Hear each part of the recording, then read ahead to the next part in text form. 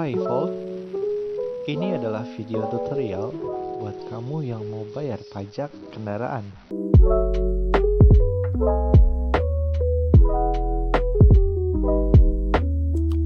Lalu bagaimana tahap-tahapnya? Tahap pertama, datangi kantor SAMSAT terdekat.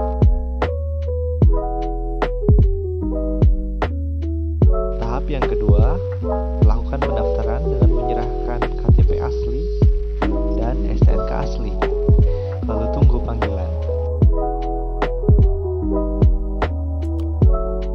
Tahap yang ketiga, panggilan pertama, kamu dimohon memberikan nomor handphone yang bisa dihubungi.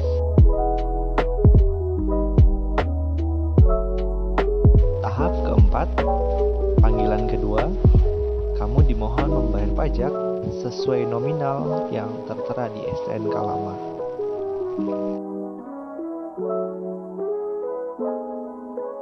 Tahap kelima, panggilan ketiga, petugas akan memberikan STNK baru.